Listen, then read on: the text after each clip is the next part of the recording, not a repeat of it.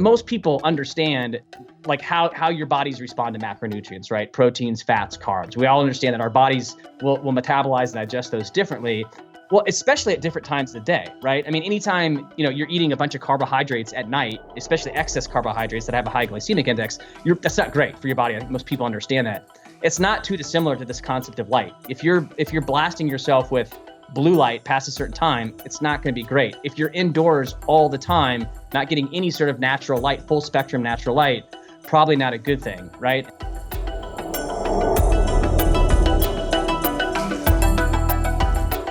Welcome to the HVMN podcast. This is your host, Jeff Wu, and thank you for tuning in.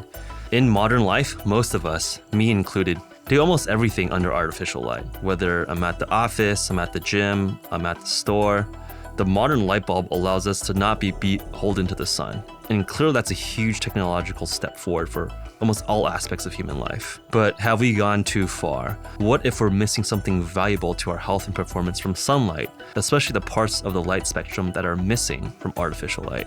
Scott Nelson, the co-founder of Joovv, is working to help us better understand this question. Scott has spent much of his career in leadership positions at some of the largest medical tech companies, Medtronic and Boston Scientific to name two. Now with Joovv, he is commercializing full-body red light therapy, or photobiomodulation devices designed for consumer use. So what is red light therapy and what are its benefits?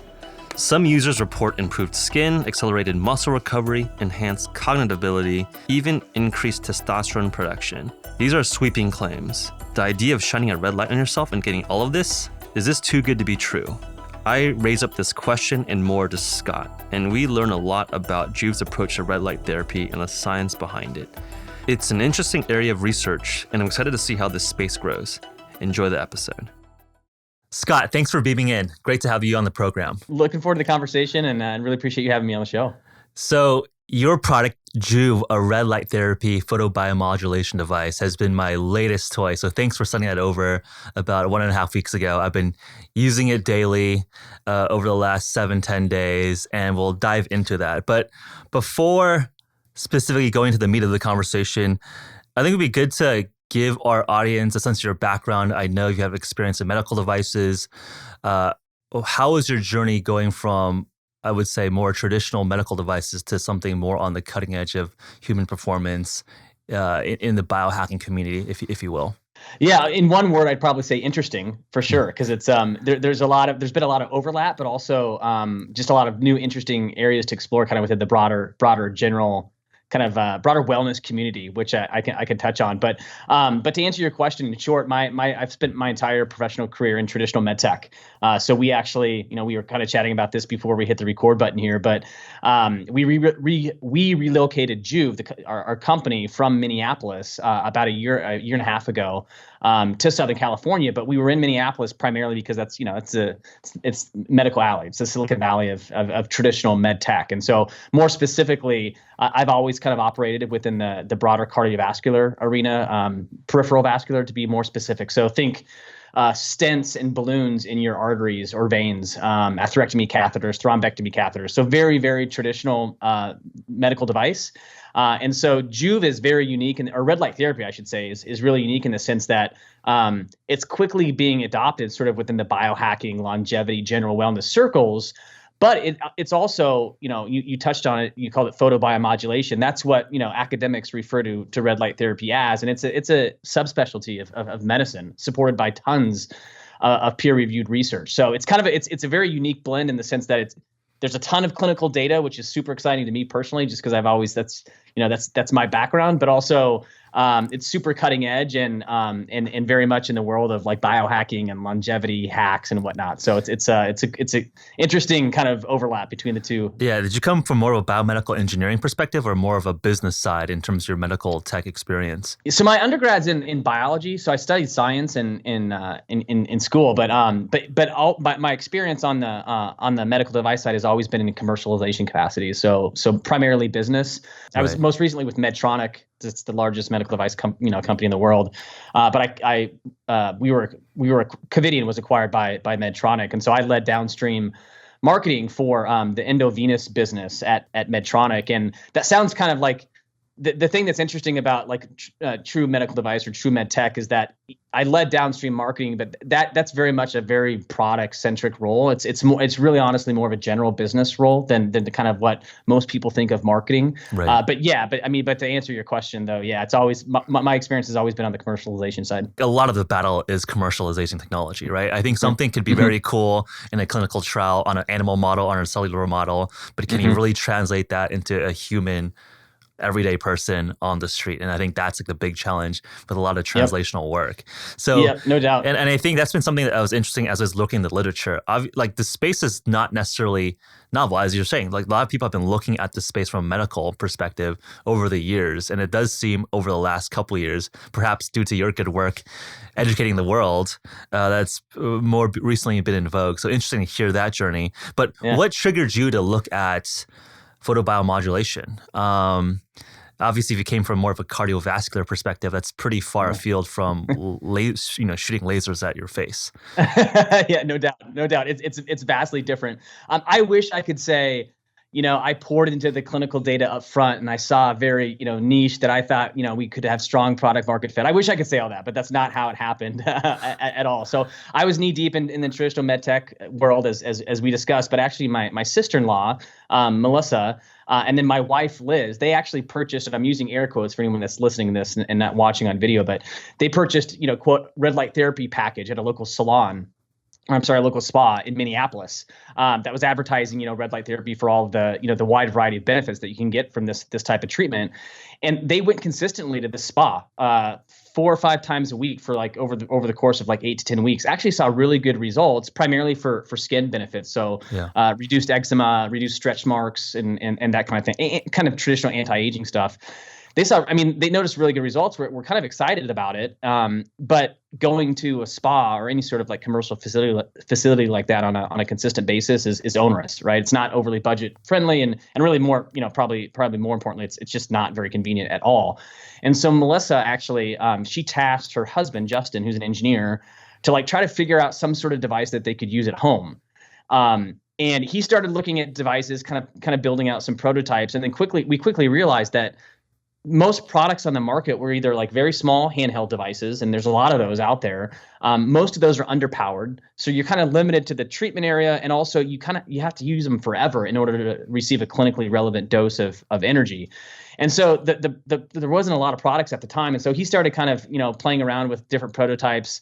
And then, we kind of just started, getting together and thinking, well, this is kind of interesting. And so my med tech background, I quickly dug into the clinical data. I was like, this sounds really woo woo, like far cry from, stents and balloons and that kind of stuff. So I looked at the clinical data and, I was blown away. I mean, there's no other way to describe it by blown away by the sheer amount of peer-reviewed, published clinical data. I mean, there's over 200 and we're talking about really good, well-structured studies too. I mean, there's over 200 double-blind, placebo-controlled studies on continuous wave light therapy alone. There's over 3,000 published studies, manuscripts, et cetera, in peer-reviewed journals on this subject matter, photobiomodulation. So, like you'd be hard pressed to find any other therapy in traditional kind of Western healthcare or alternative kind of medicine that's supported by that much data, that much published science. So it's I was blown away. So I was like, wow, this is kind of interesting. There's not really a lot of good product offerings, and yet there's a ton of science to support the therapy. There seems to be something here, that we could explore. And so that kind of led us down the early, that was the very early in Joovv, kind of dating back to mid 2015, which led to our eventual launch of our first product in early 2016. Definitely want to tease into the entrepreneurial journey, especially with the hardware business. I think we'll talk about that, but I want to focus on the science first. And I think when I initially got keyed into the area, I think I had a similar reaction. I'm an engineer by background. It's kind of like, can you shine light and improve performance, right? I think a lot of these things that we see in the health and wellness industry is like, is this legit? Is this not? And I think that for better or for worse is the nature of, making claims that could be like very, very cool. So what, and I think if you look at all the people that talk about it, there's a whole plethora of claims that people do make.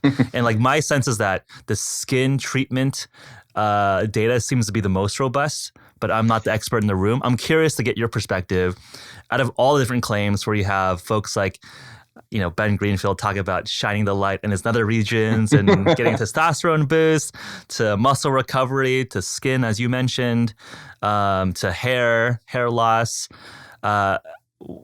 Could you stack rank for us in terms of the data and the robustness of that data? I think it probably falls into three to four key buckets. And there's a lot of data to support each of these buckets. So you named the first one, skin health.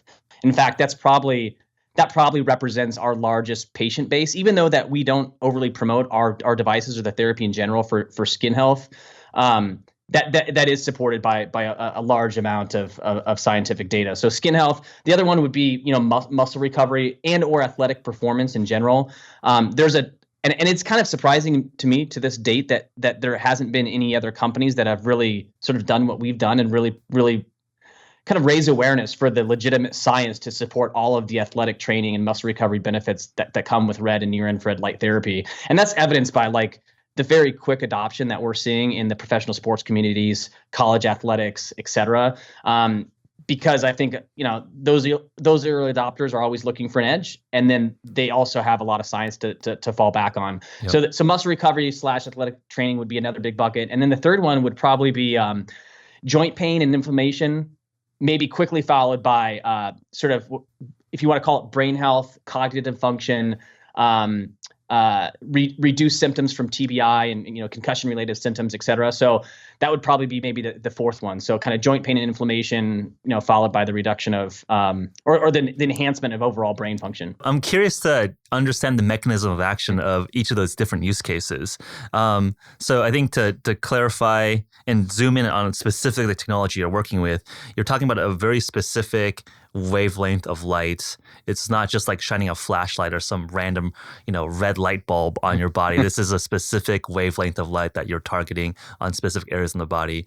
Could you describe the actual device and actual technology and maybe disambiguate that from, I'm putting a red plastic wrap around a flashlight. Why is Sure. it? Maybe we start there. How is it different from just like shining a red light on your body? In terms of the general mechanism of action, the reason you see all of these claims, right? All of these benefits that almost sound too good to be true. Not almost, they do sound too good to be true, I think, to most people. And a lot of people, are introduced to this therapy, have a healthy amount of skepticism because the claims and the benefits are so wide ranging. But it all comes back to this core mechanism of action that these specific wavelengths of light, red and then near infrared light. So visible red light that we can all see, and then near infrared light. So not mid and far infrared, because infrared wavelengths, that's actually a pretty broad spectrum. We're talking about near infrared light that's invisible to the naked eye. So these specific wavelengths of light fall within something called the optical or therapeutic window, which is kind of a relatively narrow band of wavelengths in the within the entire light spectrum that's been shown to actually enhance mitochondrial activity within our cells. So it actually helps the mitochondria, the powerhouses of our cells, Yep. produce more ATP, more cellular energy. And by doing that, because we have cells throughout our entire body outside of maybe our blood. That's why you see such a wide variety of benefits, everything from skin health to muscle recovery to enhanced cognitive function to weight loss to it sounds like a QVC commercial, but it all kind of goes back to that core mechanism of action, that these specific wavelengths of light in this relatively narrow range, narrow spectrum, they actually help your cells function the way they were supposed to, produce more cellular energy. So are you making the ATP production more efficient, or what part of the I guess the TCA are you improving, or how are you plugging into the mitochondrial function? There's an enzyme during cellular respiration, cytochrome C oxidase. It's CCO is the acronym that's often used in published research. When our cells are stressed out, CCO, that enzyme, tends to bind to excess nitric oxide. So when our cells are stressed, we're also producing too much nitric oxide. So nitric oxide can be a good thing, right? Especially when introduced into the bloodstream, you get a lot of vasodilation, increased kind of pumps, so to speak. But too much can be a bad thing. And so what happens is nitric oxide will bind to CCO, and that actually halts normal ATP production. CCO, or cytochrome C oxidase, has a high affinity towards red and near infrared light, meaning these wavelengths actually excite it, especially the copper component of CCO. So it excites this enzyme, actually breaking that bond. So it breaks the bond between CCO and nitric oxide, releasing nitric oxide into the the vascular system, and then cytochrome C oxidase is freed up actually to help your create that natural gradient that you want within the electron transport chain. Interesting. I mean, it gets super into the weeds and super technical, but that's sort of the most well understood mechanism of action, and we can certainly get into this in more detail. But there's also some interesting theories about other things at play that I think we'll probably continue to learn more as research evolves in this space. One of which is, helping change the viscosity of metabolic water inside your mitochondria, and actually helping reduce something called deuterium levels, which high deuterium is a heavy water, heavy hydrogen. Yeah, got it. And so that has excess deuterium has a tendency to actually break the nanomotors in our cells. So these are like literally motors that push water through the electron transport chain. So excess deuterium can actually in essence break those engines, so to speak. And red light actually helps lower deuterium levels. Red and near infrared light actually has been shown to help lower deuterium levels. Same thing with ketogenic diets, right? Helping lower those deuterium levels, which actually helps cellular function. So it's kind of cool, the synergy between the two. Yeah, that's like one thing I was actually going to touch upon, because a lot of the argument, and I think a lot of the challenges with talking about ketogenic diets or ketone esters, something that we produce, is that because we're talking about targeting metabolism as a baseline target, then if you can stack and improve that mitochondrial function, then yes, it sort of makes sense. You can improve all these different sorts of endpoints, because you can make ATP in your cells, generate ATP more efficiently. Well, it stands to reason that because it's such a core fundamental part of how our bodies work and function, our cells function and work, you can imagine that, okay, if you're making them heal faster, a little bit more efficient, you can see these downstream effects. So that's interesting. And I was hearing that, it sounds like one of the core mechanisms is improving the electron transport chain gradient. I know that for ketone metabolism, they're targeting the delta G, the Gibbs free energy of site 1 and site 2. So it sounds like if cytochrome C is targeting site 4 of the electron transport chain, it's targeting different locations on the electron transport chain, making that process a little bit more efficient. I'm not going to pretend that I have a PhD in molecular biology or something like that, or biochemistry, but you're exactly right. Different aspects of that electron train transport, which is critical to cellular respiration, right? Which allows, is sort of the description for how our cells produce more energy. But yeah, different aspects at play. But at the end goal, you're right. It's allowing for more efficiency, especially during the fourth phase of cellular respiration. In fact, maybe arguably the world's leading researcher in this that topic of deuterium, he actually thinks, it's his theory that one of the broader mechanisms for red and near infrared light therapy or photobiomodulation is changing the viscosity of that metabolic water, which helps enhance the efficiency of cellular respiration. It's a theory; it hasn't really been proven out to a great degree. But what's interesting is that there was some research published just recently by a group in Sydney, Australia, that showcased that red and near infrared light actually helps enhance a healthier gut microbiome, which is really counterintuitive, because normally you wouldn't think these wavelengths of light could penetrate that deep into our body.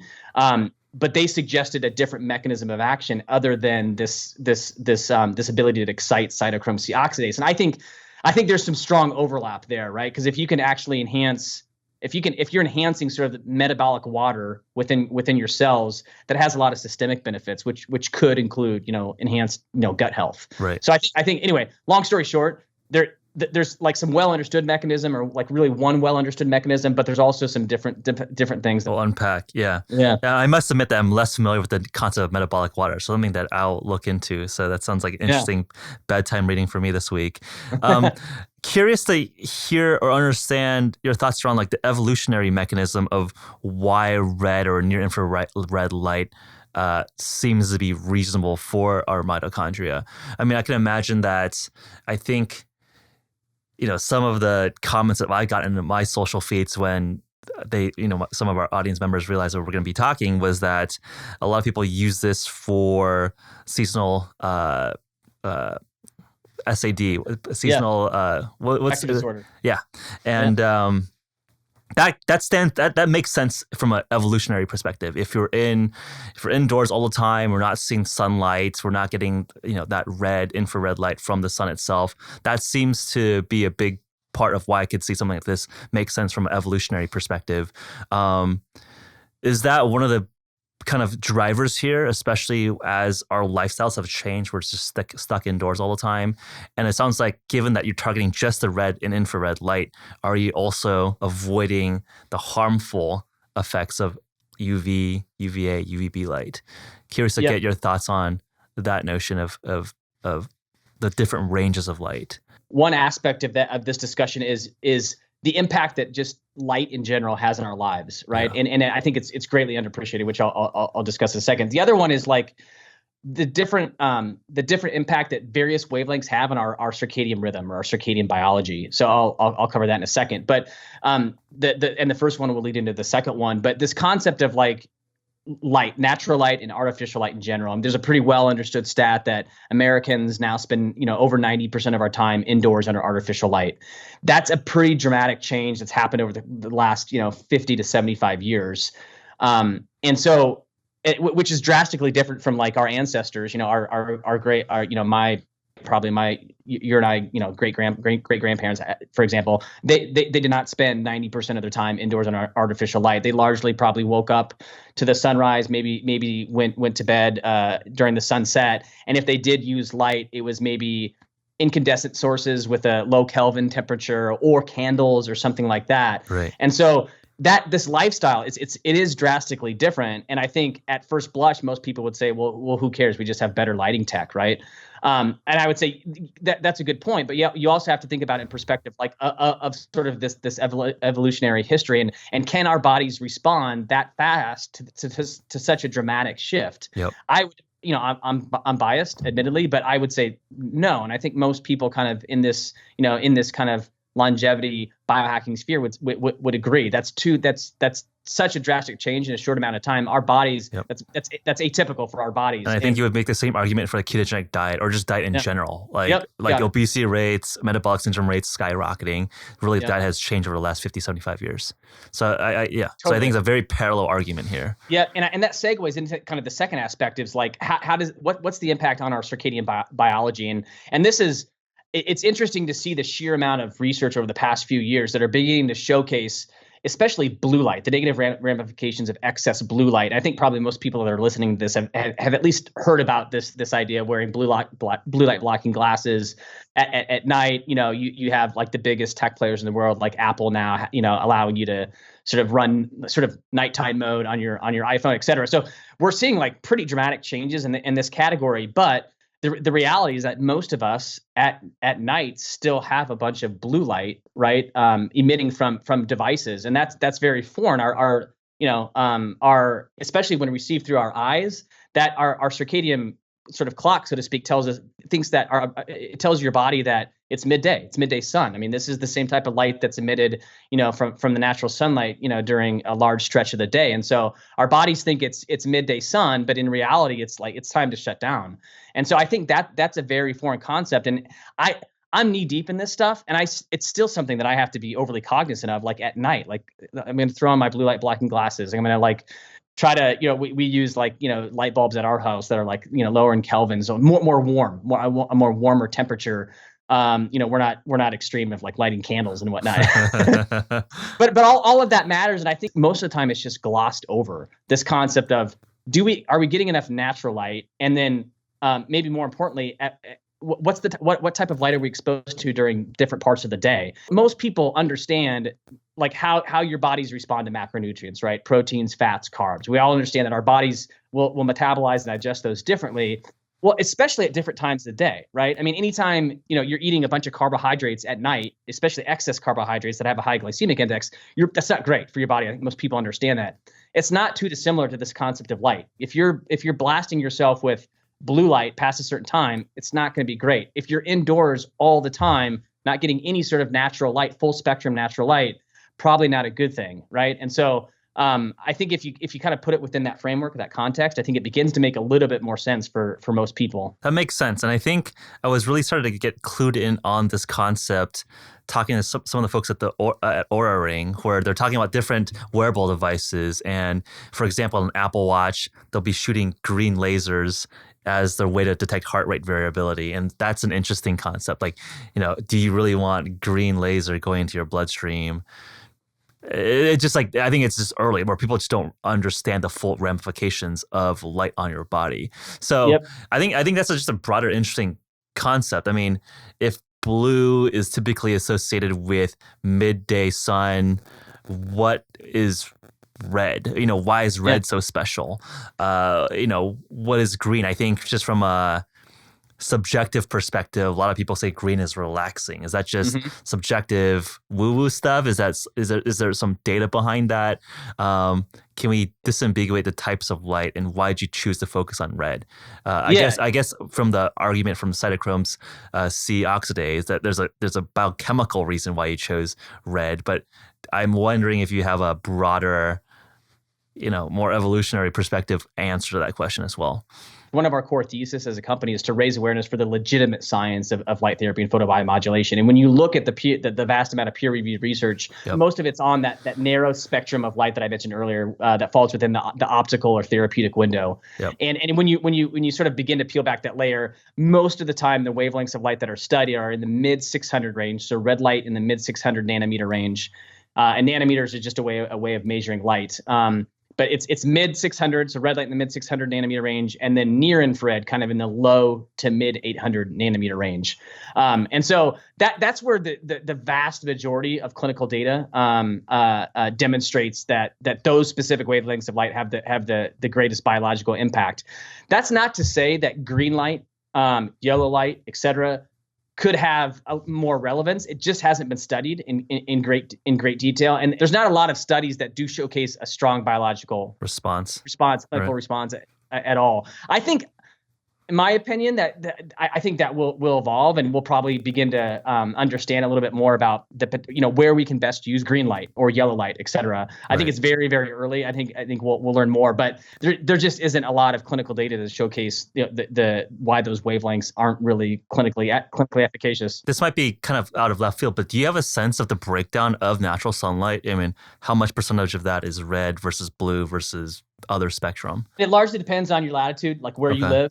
Right, the time of year, et cetera. At a high level, there's much more red and near infrared light in the morning sunrise, and then especially at sunset. In fact, it's one of the things it's a common question that comes up is like people that either whether they're using our devices or some other red light therapy device, what's the best time of day to use it? Right. And there's not hard clinical data to say you should use it at 9 a.m. or whatever. Again, it largely depends on the time of year and where you live. But generally speaking, morning and evening, because of that sort of that evolutionary history of how our bodies have sort of adapted and evolved over time, and that we woke up to the sunrise, went to bed during the sunset, and those are the times of day where red, you see the most concentrated red and near infrared light. And then in terms of the blue, so the blue is also just especially potent during the daylight. So that's why in terms of circadian health, when people are looking at their LED iPhones or MacBooks or their PCs, they're shooting basically signals into their eyes that, hey, this is time to wake up when you're supposed to be actually going to bed. You got it. And I think even though the research is like it's burgeoning in that area, like the impact of blue light on our circadian rhythm or our circadian biology, but it's still very early. Like there was 3 I think PhDs that won the 2000 or were awarded the Nobel Prize for medicine in 2017, so not too long ago. We're recording this in early 2019 for better understanding the mechanism of action for how our circadian rhythm is affected by receiving light within our retinas. So it's very early. It's not entirely well understood, but I think that's the biggest impact at play, especially at night, because it's just a signal. Like you're signaling to your body that we should be awake. It's bright daytime, when in reality it's 9, 10 o'clock at night. And it's just that's very foreign. Yeah. Hey listeners, Jeff here with Brianna. Hello. Bri and I have very much enjoyed the journey that is this podcast and the HVMN YouTube channel. It's been a lot of fun reading your comments and thoughts. Trust us, we've been reading them. We've seen an influx of feedback the past few months, and we want to do a better job of opening the line of communication here and include you, ladies and gents, in our programs more. And that's why we want to do a Q&A episode where we'll be answering your questions directly. Hopefully we won't regret this, but your questions can be a free for all. Whether you want to know more about the role of ketones in metabolism, Brianna's world champion rowing days and her time studying metabolism at Oxford, my 30-mile birthday run and my other biohacking experiments, questions about any HVMN product, entrepreneurship tips, startup tips, ask us anything. Yes, anything. It's an open invite. So message us your questions at podcast@hvmn.com. We're going to collate them throughout this month and release the episode soon after that. Again, thank you all for continuing to tune in. We're both excited to record this Q&A episode. And if it goes well and questions keep coming, perhaps we'll start including a regular Q&A segment in our normal programming. There's still a lot of room for this show to continue to grow, and we can't wait for you all to see what we have planned. Now, back to the podcast. One of the funny concepts, I think, and this is just going to get a little bit more philosophical, is that I feel like, a big portion of the wellness industry is basically pushing us to just go back to our ancestral origins, right? It's like, okay, let's just go be farmers. Let's wake up against the sun and go to bed when the sun sets.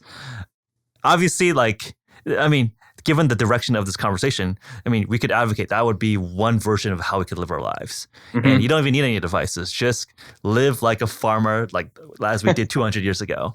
But yeah. I think for most of us, at least I can speak for myself, that's probably not realistic for me if I'm living in a modern world, in a modern economy. And I think most of our listeners that are listening to this on a podcast, on YouTube, they're probably not going to be able to do that lifestyle.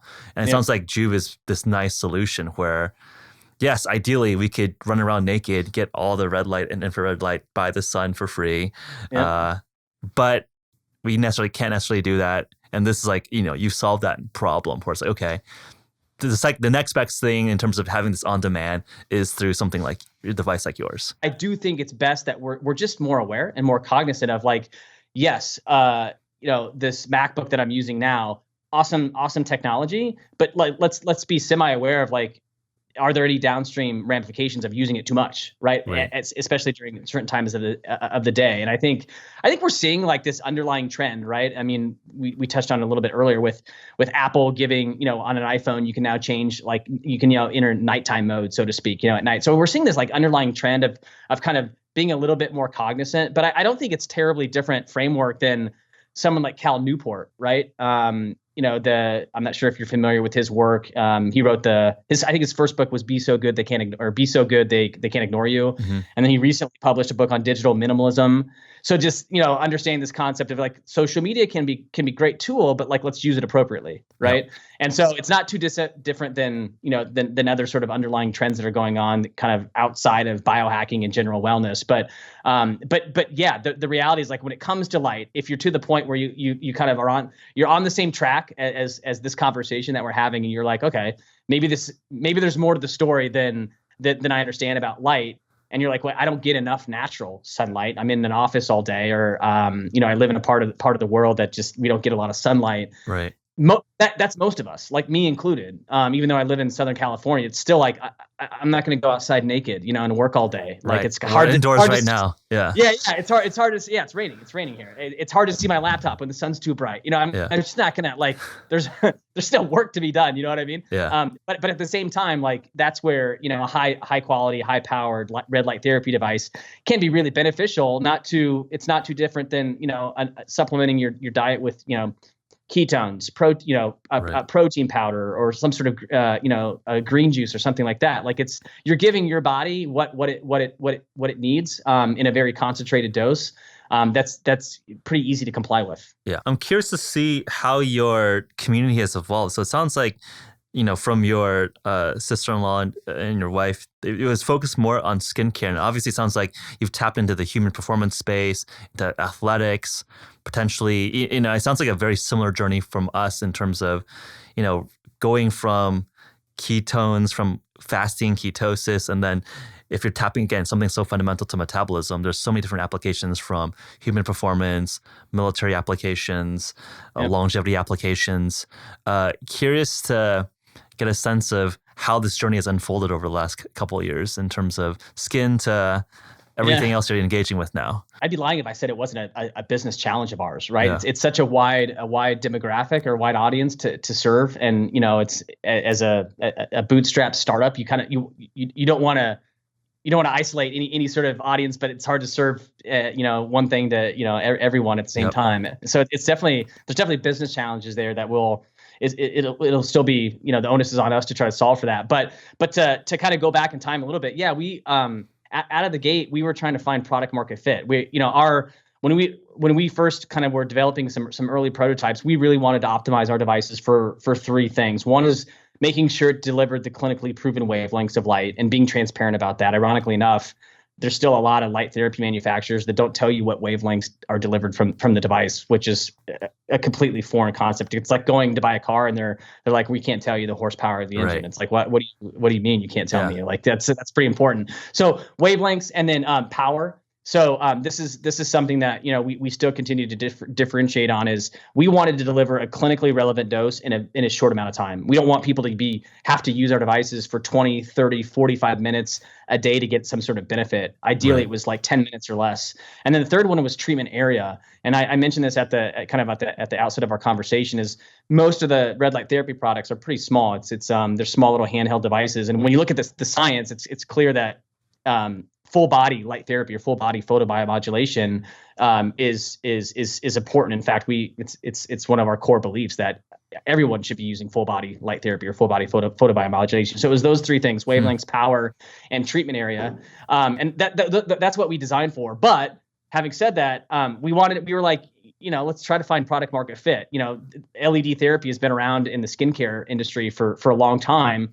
Full body light therapy was a new concept. So we kind of started there. My sister runs her own medical spa. And so we started there to, just with the trying to answer the one question, like, will a complete stranger that's somewhat familiar with red light therapy buy one of our big devices? That's what we kind of started with. And so, we saw some early traction there, but then started, I think all of us are like, as kind of the core team at Joovv, or at least early on, we're into this kind of general wellness scene and just looking for ways to enhance just overall, our overall health in a natural fashion. And so we started reaching out to some of the people that you mentioned earlier, guys like Ben Greenfield, Katie, who's very well known for Wellness Mama, Dr. Sarah Ballantyne, Mark Sisson, et cetera, Aubrey Marcus, with the founder of On It, who runs his own podcast. And what we saw is like it was right up their alley, right? Because I think most people in that community they love the science, they love to dig into even if it's early, they still love to dig into it. But light therapy hadn't really been introduced into those communities, and so that to this day is still kind of our core. That's represents our our core audience. But having said that, it's really quickly expanding beyond that. One of the guys on our team, a younger guy. His undergrad is in like sports science, so he was like super fascinated about the fitness and when you look at the fitness and professional athletics, and when you look at the data, like there's so much there, and so he kind of began to run with that, and over the past 2 years we've seen our devices quickly being adopted by really well known professional sports teams, athletes, etc. And so you see this like very very. I mean, it's very broad. I mean, a lot of people that when we have conversations internally about who are our core avatars, it's hard for us. Like personas, right? Like that's a very similar conversation we have, right? Because I think it's like, okay, are you targeting professional athletes? Are you targeting folks in the military? Are you targeting folks in anti-aging, longevity, wellness? Are you talking to soccer moms or super moms or super dads? I mean, it's how do you message something for everyone? If you're doing that, you're for no one. So how do you dial it in? Yep, you got it. I think that's like an interesting, broader conversation from a business perspective. And I know that a lot of our listeners are probably interested in the startup entrepreneurial story. And I think doing a hardware business is also classically known as a very hard business challenge to do. But I wanted to touch upon like the three areas that you focused on, which is the specific wavelength, the power, and then the full body. So I think we talked and covered in the first portion why you chose the wavelength and why you're so specific on it. It sounds like the other competitors are just not thoughtful about the wavelengths, and you just really looked at the clinical science on what was the validated wavelengths, and you focused on LEDs or light that was specific for those wavelengths that were clinically proven. I'm curious to hear about the power because the sun is massive. If you're just sitting in the sun, that's like millions of joules of energy going onto your skin. Curious to hear about the data that exists in terms of what is an effective power dose. What do you see other people doing wrong, and what are you guys doing right in terms of drilling the right amount of power and doing a way you can use it for 10 minutes? I'd probably start with saying, one of the things we wanted to be is very transparent about our power and making sure that it wasn't just our claims. They were supported by independent third-party photodiagnostic labs. That's something that at the time when we first launched, and I still think it's fundamentally not good for the light therapy industry for manufacturers to not be very honest and transparent about what power is delivered from the devices. Because if you don't know that, as a user, you don't really know how long to use it. You're kind of just you're sort of taking a stab in the dark. Yep. And so one of the things that we wanted to try to we just fundamentally believed is like being very transparent about that and making sure that it wasn't just our claims. These are numbers that have been validated and confirmed by third parties. But maybe more important, just for the normal person that's like semi-interested in red light therapy, we really wanted to try to optimize for the power delivered, so the total power output. So not rated wattage, right? That's the most people think of a light source is like how much wattage or power does it consume. Yep. We're talking about power delivered from the device, oftentimes measured in either irradiance, and really irradiance isn't the best metric. It's usually total power output in the form of joules. Yep. So how much is actually hitting our bodies? That in essence, how much energy in the form of joules is our body receiving during a light therapy treatment. And we really wanted to out of the gates, we wanted to run with a kind of a core 10-minute treatment time. Everyone has 10 minutes in their day to do a light therapy treatment. And so we wanted to optimize our power so you could receive a clinically relevant dose in 10 minutes or less. And so that still to this day is something that, it's front and center in everything we do. We don't want to deliver, a low powered device that has to be used for long periods of time, because someone may buy that device and get excited about it, but compliance, they'll quickly fall off. Give it another 3 minutes. Most people aren't going to use something for an hour a day. It's just too time consuming. Yeah. But it's definitely something that we wanted to really try to optimize for. And in terms of dosages, how it can get really complicated depending on what area of your body you're trying to treat. Let's take an example like muscle recovery, for example. There's a lot of clinical data that supports really high dosages for muscle recovery. For skin health, it's different. You don't need as much energy for overall skin health. So you do see kind of a lot of variances, but within with our devices, because of the power delivered from the actual, or that's emitted from the device. You really only need to use it for 10 minutes just for overall health. If you're trying to treat something very specific, if you've got a problem area like a bum elbow, like joint pain, etc., you can use it for longer. There's benefits, but over time, there's something called the biphasic dose response, which basically means it's kind of similar to Pareto's law, like diminishing returns or backfires. Yeah. There's very much a law of diminishing returns where there's not negative side effects. It's just you don't get any more benefit, any additional benefits from it. You touched on one thing that I think makes sense, where on the surface skin layer, obviously light's going to hit that, and obviously you probably need less time. And I remember seeing some data that red light will penetrate beyond the dermis, but can it really hit, into your stomach or into the muscle layer? I mean, how do you answer that question? I mean, if you're, for example, I don't know, you're sore in your quads, there's quite a bit of muscle there. Is a red light going to penetrate an inch of muscle to get to the heart of that muscle? That's the core difference between red and near infrared light. Visible red light is readily absorbed in the dermis and epidermis of your skin. That's why it's traditionally studied for skin health or superficial tissues in general. Near infrared light, same general mechanism of action, but it does have the unique ability to penetrate deeper into your tissues. And that's why when you look at researchers that are studying photobiomodulation for athletic training or muscle recovery, et cetera. It's almost near infrared light is almost always used, just because it's pretty well understood that it penetrates deeper. But near infrared light, it does have a unique ability to penetrate fairly deep. It'll penetrate through bone, and that's why you see a lot of really, really good clinical data for brain health, especially with near infrared light. Now, what happens though is not all of the energy does make it through the bones. Like as an example, if I'm shining like this, the handheld, the Joovv Go on my head, only about 15 to 20% of the near infrared energy is actually penetrating through bone. So you're gonna have to probably use it a little bit longer. Okay. But it does penetrate deep.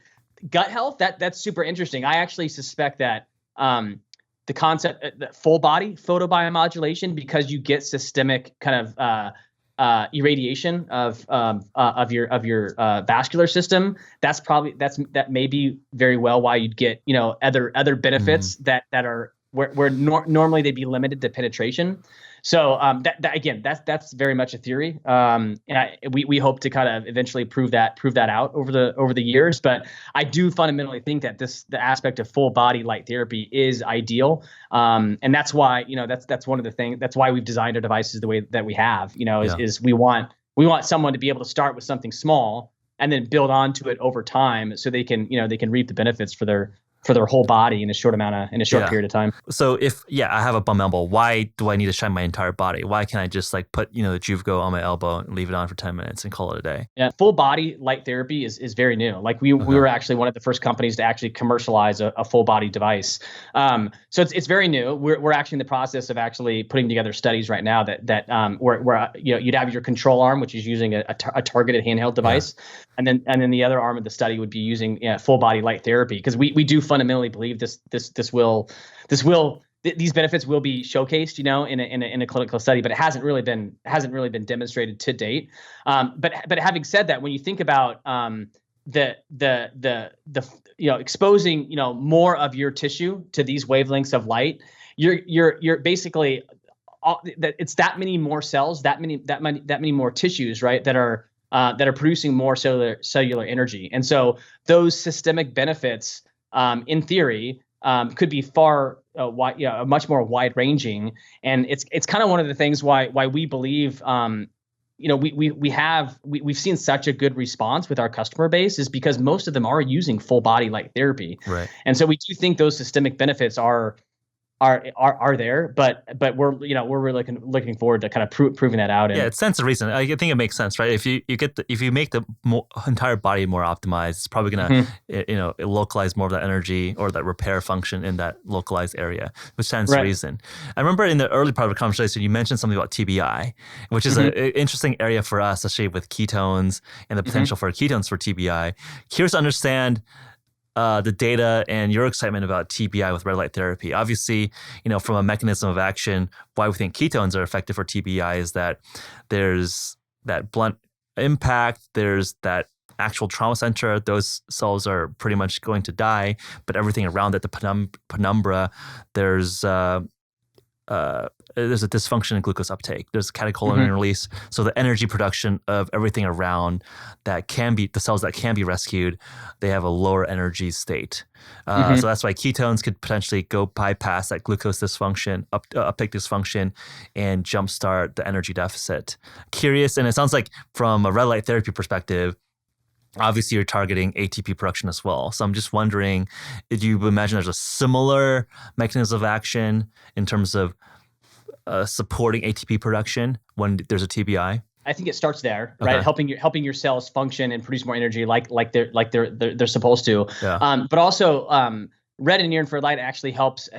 You definitely have an immune system response in a positive way with these wavelengths of light. It actually helps your immune system transition from something called an M1 phenotype to an M2 phenotype, which in essence it helps the macrophages, that sort of almost like think of Pac-Man, that sort of digest like the bad stuff, like from an immune system perspective. That's what you're helping your immune system transition to, is more phagocytic. I don't know. I'm mispronouncing that, but in essence, you get a positive immune response. And so when it comes to something like TBI or any sort of traumatic brain injury, I think that's That's probably the core mechanism that at play is you're helping your body respond to that injury the way it should. And so on that note, though, not only is there a ton of clinical data for TBI and other brain injuries, there's also a lot of clinical data to support helping people like with Alzheimer's and dementia function better. Is this on animal or humans or cellular model? Human tried. Yeah. In fact, we just published a couple long form articles that are all sourced with 15 to 20 different peer reviewed studies, and it's really interesting. I mean, I think there's a lot of overlap between if you look at MRI scans of people that suffer from like a concussion or a TBI and people with Alzheimer's or dementia, you get a lot of the same beta and plaque buildup, but also.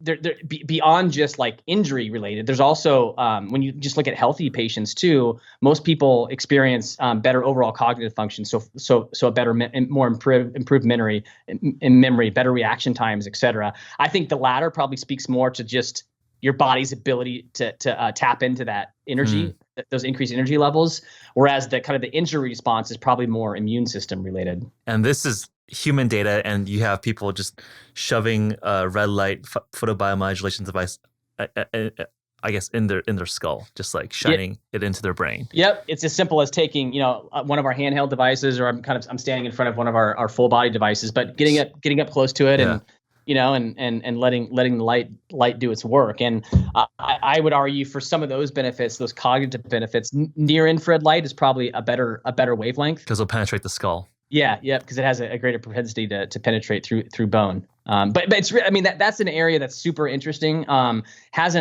Even though there's a fair amount of clinical data, it really hasn't ever been explored from a commercialization standpoint too. So I think that could be really cool to explore down the road as well. Yeah, no, I mean, a lot of our community is very interested in the TBI use case. Obviously, just so important in terms of sporting use cases, defense applications, and just it just day to day, people get hit in the head. And there's not much people can do to prevent damage there. But I think it's been hard to study, right? Because it's very hard to ethically control someone getting hit in the head versus not get hit in the head, and you get a sham intervention versus a real intervention. Right. So I think a lot of the studies there have been mostly on animal and cellular work. But if there is animal or human data there, that'd be very interesting in terms of just understanding the science. But also, a lot of our community is very interested in those applications. So let's talk about that. Moving to more on the entrepreneurial side of things. Classically in Silicon Valley, people say that hardware companies are really hard to start and build because making a device is obviously not cheap.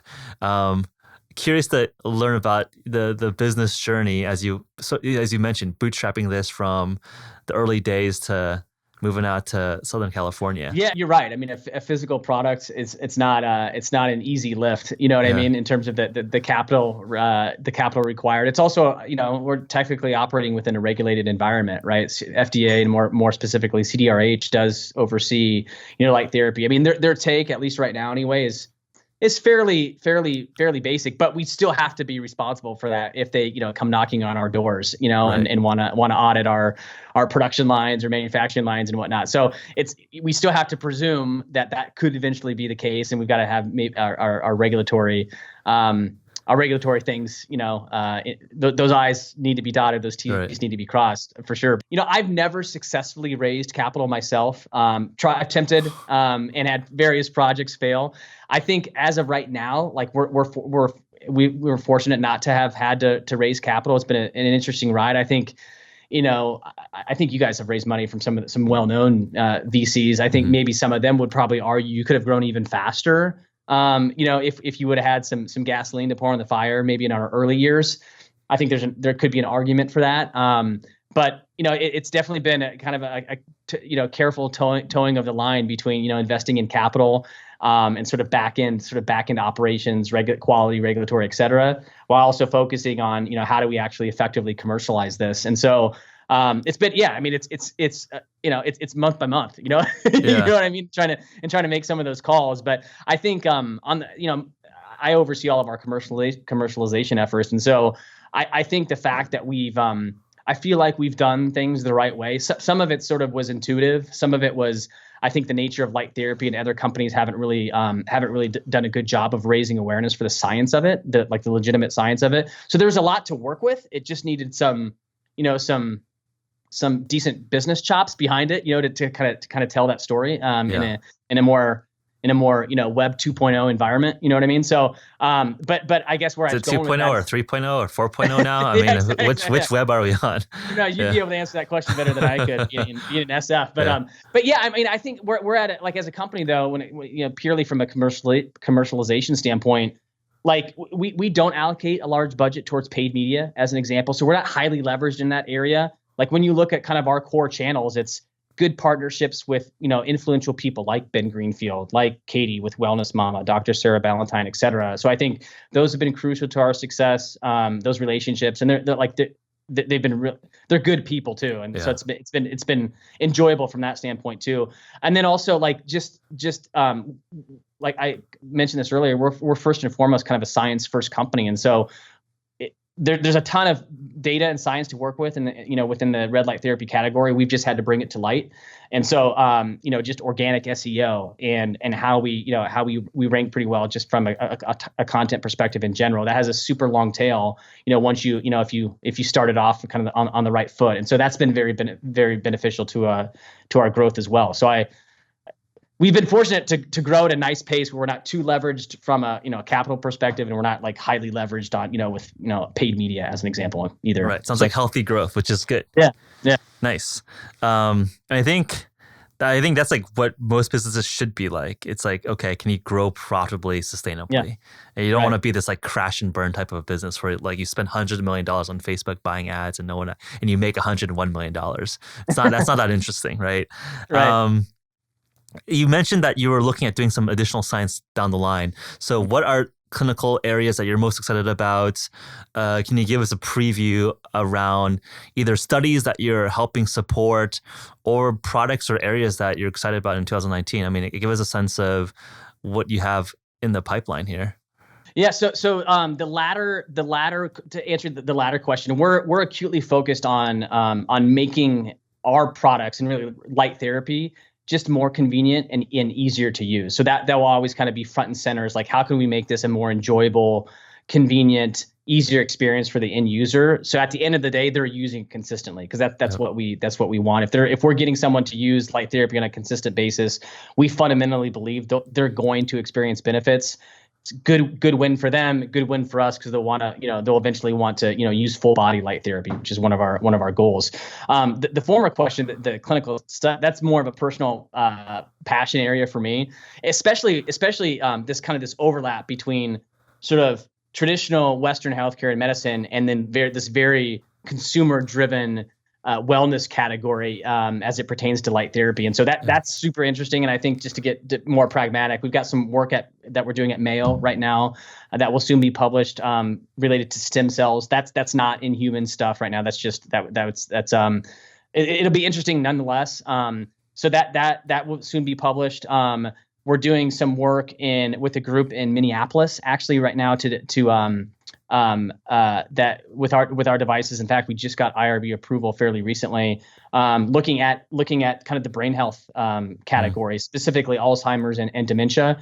That same group serves a lot of, in fact, the ketogenic diet is one of their core protocols for most of their patients. And so we would like to do more work in that arena. I think it's super interesting, the overlap and the synergy between red light and ketones, ketosis, et cetera. Yeah. So that's kind of an interest category. Going deeper kind of with TBI and any sort of brain related injury, I think is really interesting. And so those are probably the three biggest things that I can think of right now. But it's not like we could go really broad with clinical work. You know what I mean? It's just but we're probably a little bit more interested in exploring those arenas that haven't really been well studied. Yeah. Testosterone and infertility. That's one that we have a lot of anecdotal data to work with, but it hasn't really ever been studied out, and with a lot of really solid, peer-reviewed, well-structured peer-reviewed studies. So yeah, that could be something that we explore in more detail. Yeah, no, I mean, I think it's funny because I think that's like definitely the headline catching thing, but it's it'd be great to see the RCT data on that, because that would be huge if that you can actually prove that out.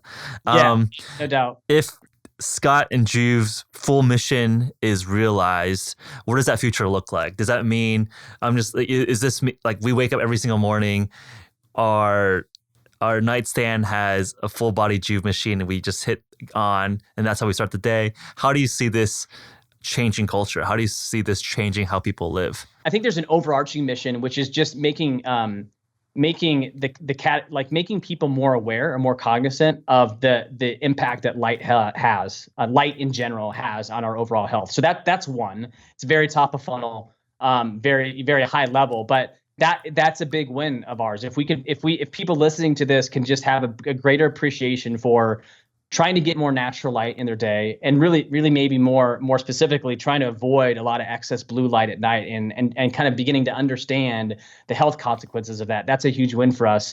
And then two, making full body light therapy accessible to everyone. That's a massive goal. It's a huge undertaking, but we fundamentally believe in full body light therapy, and so we would envision, I guess, just to kind of come full circle on that, everyone that wakes up, kind of understands or makes it one of their goals, that they're getting more natural light on a daily basis. And then, how do we get there? So right now the devices are not it's super cheap. I imagine it's hard to make, the devices to the quality that they're making it.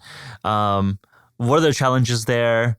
What are the technical step ups so we can really fulfill the vision of where, this could be everywhere? It's an investment. We recently launched a handheld device at a much lower price point, but even at $295 for this handheld device, it's some really interesting tech in the sense that it's completely wireless and rechargeable, delivers the same power as our larger devices. But let's be honest, I mean, $295 is still a decent price point for most people. So I think that will always be that will be an issue that we always are trying to solve for. At the end of the day, like you can't be all things to all people either, right? I mean, we still fundamentally believe that in order for people to be compliant with light therapy, your devices have to deliver a certain amount of power, which is more expensive than manufacturing a super cheap device. And so we'll always have to toe that line. But I do think kind of our core strategy of this modular based light therapy, where someone could start out with a smaller device today, and if they're using it consistently and like the benefits, they can buy another one. And similar to Lego blocks, they connect physically together, but they also connect electronically together, where one device controls the whole system. And so that concept of kind of starting small, but being able to build onto your system over time. So theoretically over the course of 5 years, you could end up with a really cool full body system, but you don't have to, you don't have to start there, on day one. Going a little bit sci-fi here. I mean, could you imagine a universe where all the normal light bulbs that we have are Joovv light bulbs, and it just like modulates its temperature, its warmth through the day? Is that something that would make sense, or is that just too sci-fi at this point? You see someone like a big company like Philips, and their rollout of hue lighting. I mean, I think they kind of touched on this aspect of being able to like control. I don't think they've really played that out, in terms of what that actually means, and helping to kind of bridge the gap between, this is cool, I can kind of control the colors of my light bulb, to like, actually there's a lot of health benefits and ramifications there by doing that. So that could be interesting. It's not on the immediate like horizon, like to really go deep there. But theoretically, yeah. I mean, ideally, everyone in their morning is turning on is using the right light source with the right wavelengths in the morning, and in the evening they're kind of doing the same thing. If we can get to a point where people kind of understand that concept in the same way that they understand, hey, I'm not, if I want to eat a healthy diet, I'm not going to be loading myself with a bunch of carbohydrates at night. It's the same. It's the same sort of parallel there. There's a lot of parallels between the two. And so that's not, I mean, that requires, it's a fair amount of market development efforts and education around that, getting people to, appreciate and understand light in different wavelengths. But I think in our young history as a company, we're doing a halfway decent job, but like there's a lot of work to be done though, for sure. 100%. No, I think I'm very excited to, do this podcast and follow the journey. So where do our listeners find out more? You're at joovv.com. What are the platforms to find you and learn more, and what's the best place to get started? Go to our website, joovv.com. It's a play on rejuvenate. So it was a short .com that was actually still available when we initially bought it. So it's Joovv, Joovv, so 2 O's, 2 V's.com. I think most of your audience is really going to appreciate the learn sort of section of our website. That's loaded with really I like to think really well done educational pieces that are all well researched. So if you want to go deep on the science and sort of the wide variety of benefits that you can experience from red light therapy, I'd head there first. But if you just kind of want to get a sense for what people are saying about our products or just light therapy in general, I kind of think the reviews section on our website is kind of cool. I don't know, there's probably like 600 or 700 reviews now. They're real reviews. They're not ones that we just, we don't just publish the good ones. We publish the bad ones too. But that's super interesting because you just get to hear from, what people have to say about, their experience with light therapy, and it's super wide ranging. It's really quite interesting and really kind of impactful. So if you just want to kind of take that angle, that's cool. But yeah, our website's great. And then, we're pretty active on social, especially Instagram. So we're at Joovv Social is our handle across, all the channels, but especially Instagram is probably our social channel that's most active. Cool. All right, Scott, thanks so much for jumping on the program. It's great to talk. Awesome. Yeah, no, I appreciate you having me on. Thanks so much for tuning in this week, everyone. If you want to learn more about HVMN and our offerings, visit www.hvmn.com/pod. Also, by writing a review on our iTunes page and sending a screenshot to podcast@hvmn.com, we'll hook you up with $15 worth of HVMN store credit. Our last shout out goes to our listener survey, which lets us know who you are better so we can continue making episodes that you find most valuable. So visit go.hvmn.com/podcast survey. For that, it'll only take a few minutes, and new submissions are eligible for an HVMN ketone giveaway, so it's well worth the time. Until next time, study smart, train hard, and live well.